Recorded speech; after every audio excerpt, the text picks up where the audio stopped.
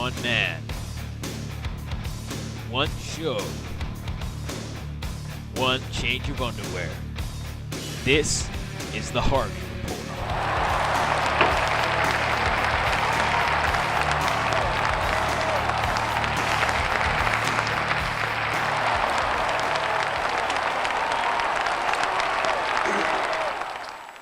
Good evening. I'm Harvey. Welcome to the show. On tonight's program, we take a look at the National Broadband Network, interview some politician, and some other boring junk. So let's jump straight into it. The National Broadband Network. What's all the fuss about? In 2010, almost two-thirds of Australian households have internet access through ADSL, cable, fibre, satellite, and wireless technologies. In 2009, in a survey out of 30 developed countries, our broadband was ranked the 5th most expensive, and we ranked 17th in regards to broadband take-up. And according to the government, this needs to change. Say hello to the National Broadband Network. Hello. What was originally an election promise from Kevin Rudd back in 2007 currently resembles pimple-like dots and vein-like lines on a face-like coverage map of Australia. Now, you're probably thinking, why would the government think it's a good idea to spend $34 billion or so on tons of cables, satellites and other junk?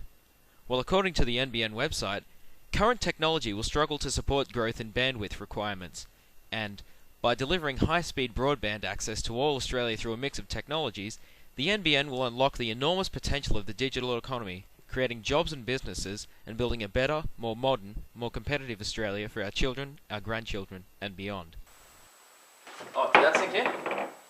In layman's terms, the NBN website says, we're screwed, but the NBN will save us. How will it save us? Basically, we're getting a faster and more accessible internet service, reaching 93% of Australian households with download speeds of up to 1 gigabits of data per second. That's a lot.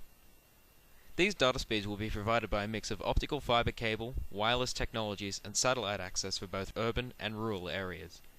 The NBN is also set to support an average of 25,000 jobs a year during its 8-year construction, and is meant to improve healthcare by making it easier for patients to consult GPs via video conferencing and other means. And there's some other junk there about supporting small businesses too. And of course, with this being the largest single investment in Australian history, it's bound to be met by some criticism. And it has. But while the list goes on, they all pertain to these three main points. It costs too much, it won't work, and we don't need it. Whether any of these points will hold true or not will depend on the success of the network rollout. Already in Tasmania, 70 households are connected, with hundreds more on the waiting list.